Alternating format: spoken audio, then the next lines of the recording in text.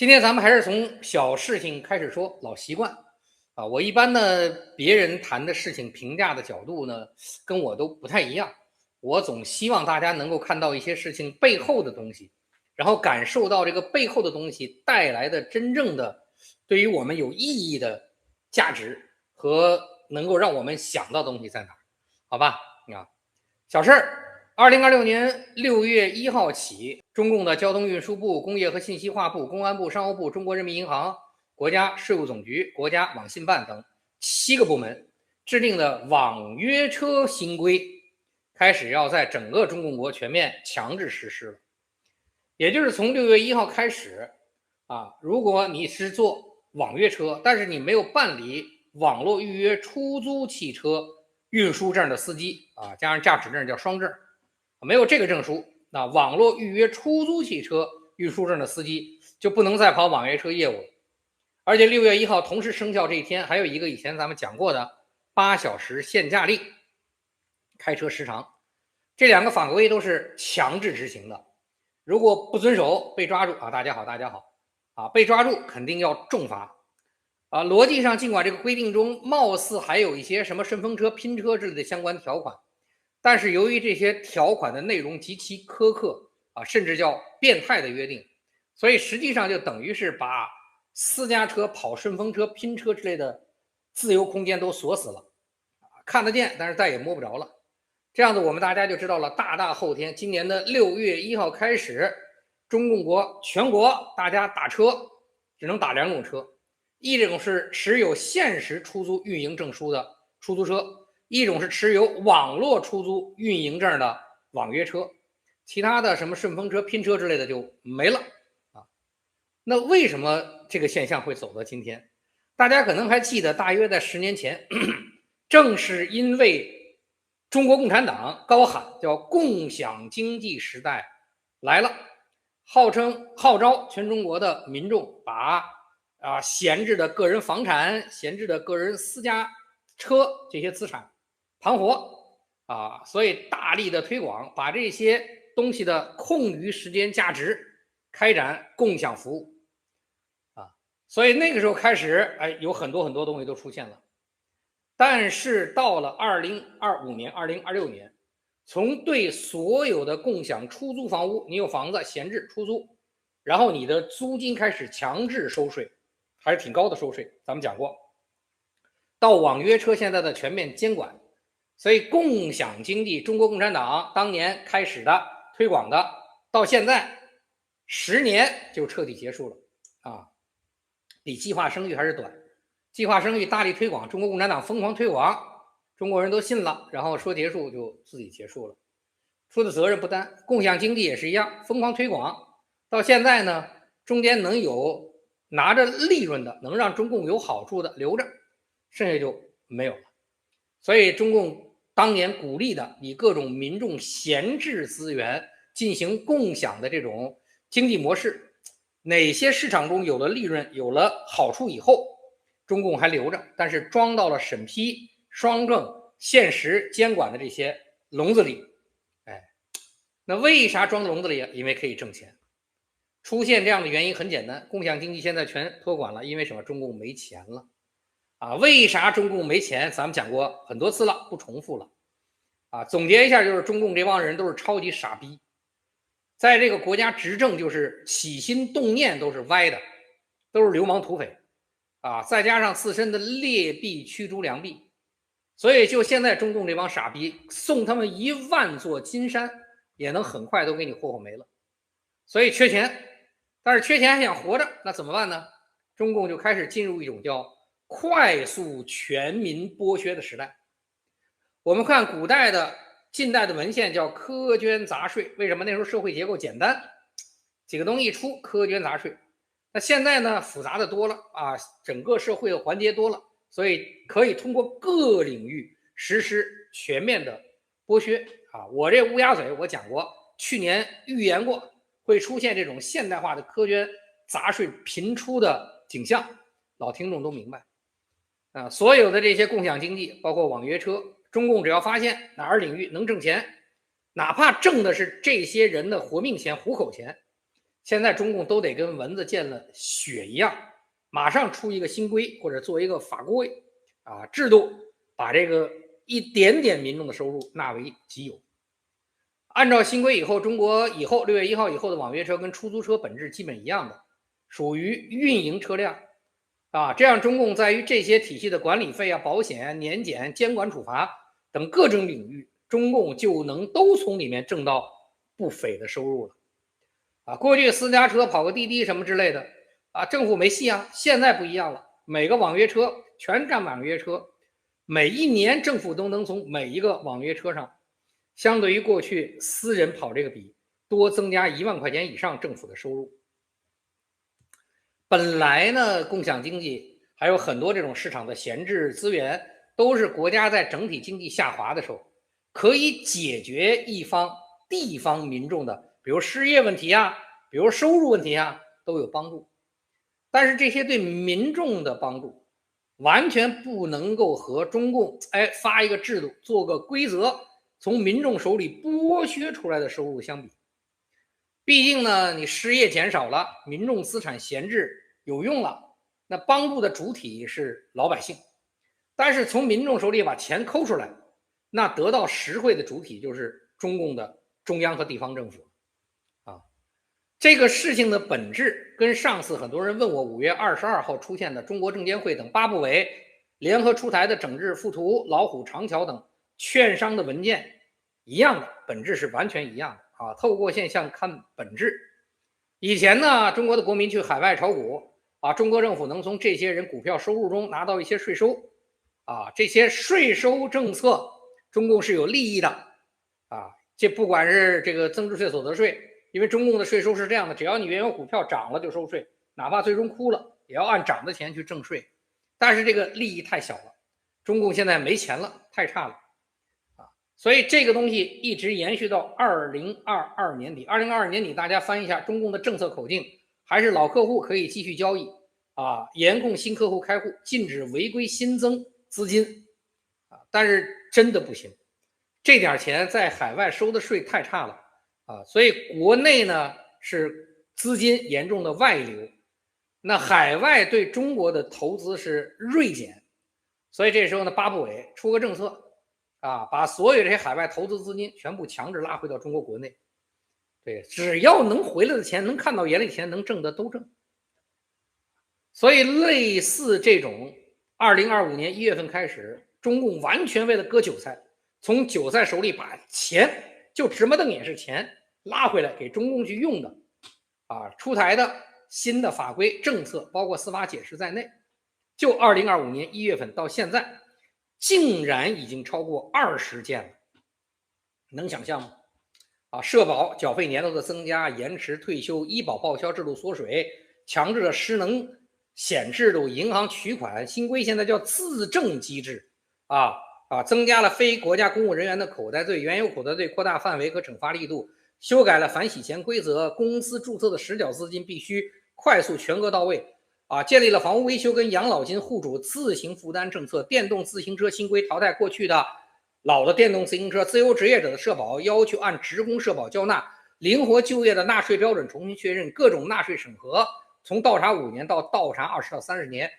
加上現在網約車的制度全面收緊，違反8小時制度的大額罰款，通過海外券商炒美股的錢強制回國等等，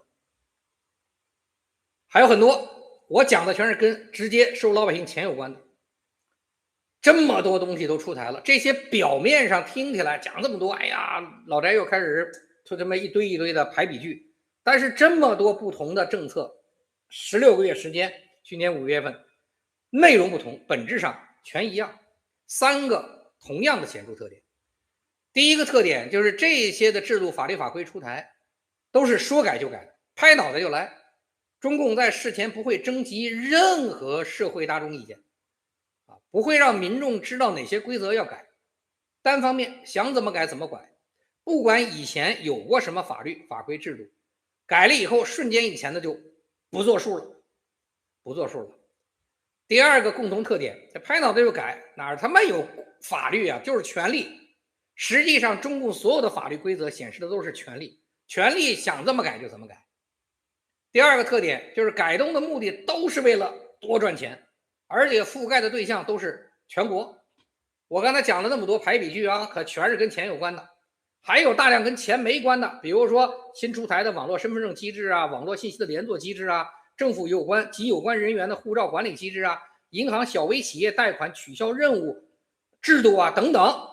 很多我都沒講。就是这些跟老百姓兜里的錢沒有直接關係，但是也是對老百姓直接嚴管的或者企業嚴管的，我都沒講。我剛才講了那麼多，統一特點就是直接從老百姓兜里掏錢啊，什麼維穩之類的不講。所以第一個說改就改，第二個都是從老百姓身上賺錢。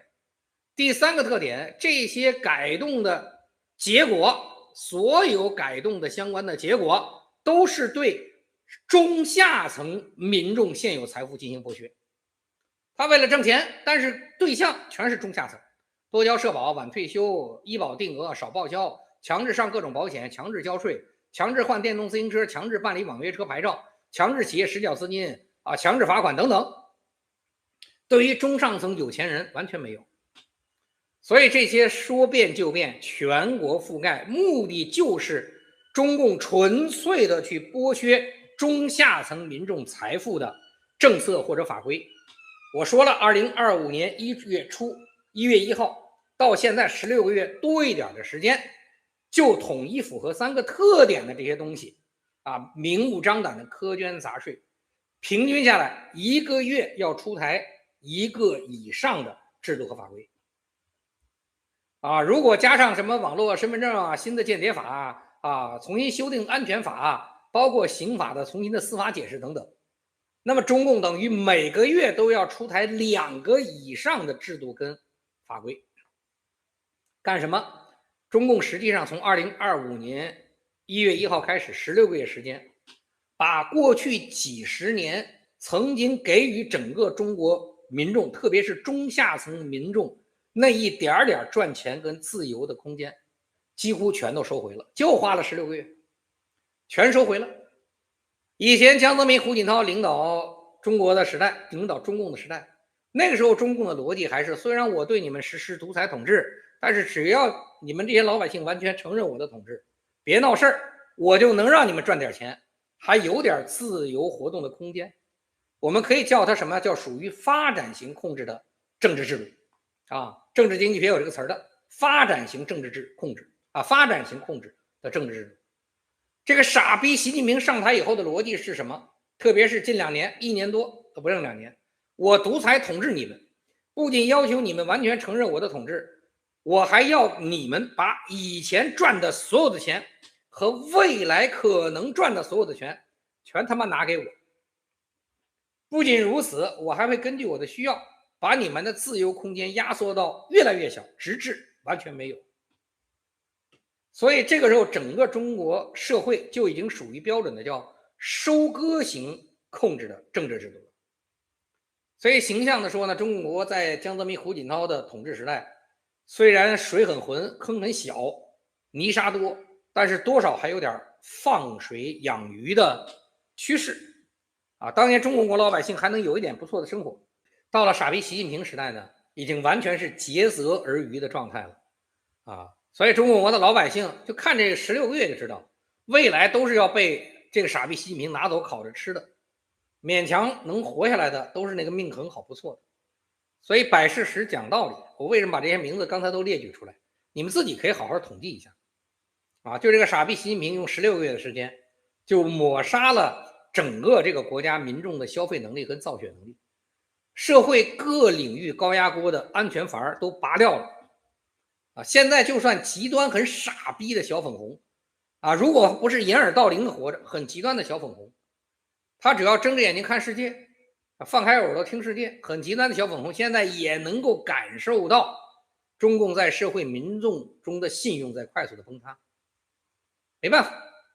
啊，現狀中共自己活着他就得拼了，而且你們現在經歷的這種節奏還是越來越快的節奏。由于中共固有的流氓獨裁思想跟極端固化的官僚體系，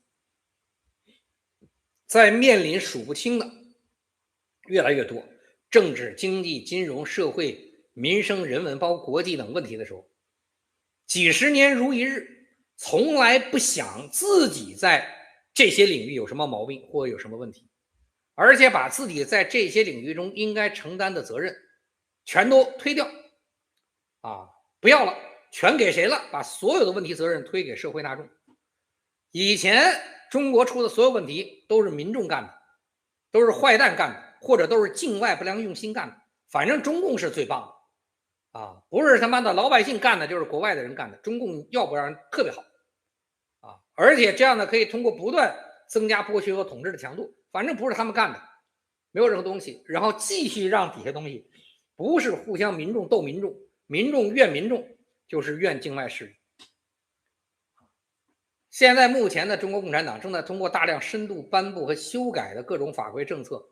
達到什麼東西？在各方面把中国社會民眾的螺絲空間徹底擰死，榨乾社會中下層的每分錢，堵住中下層民眾的每一張嘴。抱歉用這樣的方式來達到自己續命的目的實際上目前中共每一個剛才我講了那麼多的法律和政策的出台，每一個中共內部高層領導的抓捕或消失都會把責任推給西方國家或社会中下層中國現在每一個我講了類似這種法規或政策出台，再加上每一個中共內部高層領導的抓捕或消失，再加上每一次出現了西方給中共的責任中共推掉，實際上中共都在把現在國家這個高壓鍋的內部壓力在不停的翻。這個高壓鍋現在承受的已經很大了出現巡暴就是很短的時間的事所以那個時候如果真巡暴了，這個國家就會以一種意想不到的狀態轉化為滅絕人寰的一種場景，淬斷大家看着自作孽不可活。網上那些說中共還能堅持 N 年甚至十幾年幾十年的人，我覺得不是傻子蠢豬就是壞蛋。16個月的時間出台20-30個壓榨全社會民眾，不是花錢不是坑錢就是生存空間的法規和政策，全是全國性的。16個月，你們能想象這個政黨內部的綜合危機已經到了多可怕的程度就是在獨裁和官僚的體系，但凡還有點活命的機會，都不會愚蠢到這麼瘋狂施展壓迫的地步頒布針對全國全體國民的海量密集的負面新政再加上越來越快的现在大量開除和抓捕高級官員以及錢現在缺到了一次性就解聘超過30萬的社會維穩人員，然後再加上中共在國際上實施超限戰滲透戰產生的巨大壓力，咱們都知道歐盟最近5個國家發起出台完全針對中共的新規就是那中共就是屬於自己把自己向火坑裡去拽，自動尋死。你們覺得這種東西得多傻的人幹這個事兒？這麼出政策，這麼跟國外對抗，大家一定都看過很多國外的那種视頻，就是对一個東西壓力測試，不斷的加壓，你們發現它不是線性的，就加壓到後來它都是淬斷，特別快就崩塌了。開始表面都跟沒事似的，突然壓力到啪就裂了。就現在你想想这個政策到現在這種程度真的中央到地方任何能依靠這種收割封鎖或壓榨的方式讓自己多一點喘息的機會都不放過只不過中共的民眾已經沒有多少可以讓這些奴隸主壓榨的空間了。中共這些奴隸主看看這幾個月消費數據的下降情況，大家都很清楚。所以呢這就沒辦法，就是活在中共就是面臨這麼一個局面。摆事實講道理，大家自己看這些規則。相比中共國天天在那較劲的，習近平這傻逼天天在說的一個台灣呢發生的事呢，讓我特別想移民台灣還他媽有人說2038年不會倒閉，就这人多傻逼吧。就說這個話的人，我說你腦子裡得有多少大糞才能說這個話？就是他媽的這個能活下來已經這麼玩命的去改政策，這麼玩命的壓榨了，就這個人已經無所不用其極了，為了續命。你告訴他還能他媽活2038年，你說你腦子是人長的嗎？你找真的是挺找骂的，沒辦法。啊，为什麼讓我想移民台灣的一個想法？有沒有人知道你們想不想移民台灣？我是很想的。啊，事兒是個小事兒，但是讓我看到了一個巨大的希望。這個月20號，賴清德總統在執政2週年的講話中明確表示，由於台灣的生育率不高，整個社會呈現少子化趨勢，所以最快從2027年明年就開始，每一個0到18歲的台灣人，每一個月政府將無償給予5000元新台幣的補貼。在0到6歲的時候，政府每月會把5000塊錢給家長，家長自由使用。6到18歲的時候，每個月5000塊錢，一半給家長，一半放到孩子的未來基金個人賬戶。孩子滿18歲，直接支取36萬元自由使用。這就意味着，如果你是個爸爸，你在台灣生個孩子，台灣人從出生到18歲，政府無償給108萬新台幣，20多萬人民幣，而且是全覆蓋所有台灣人，啊，太牛逼了！對啊，我覺得這應該不是我一個人的想法啊。如果不是台灣跟大陸之間移民太困難了啊，這麼一個政策出來，應該很多大陸女孩都願意去台灣找對象，養個孩子負擔小太多，真的小太多啊。和大陸相比，台灣人是人，真的是人，就是做台灣人比做傻逼中共國的人服氣多了，有尊嚴，有幸福感。因為這個國家的政府是真的把人當人看，把國家資源用到民眾身上，切實解決民眾問題。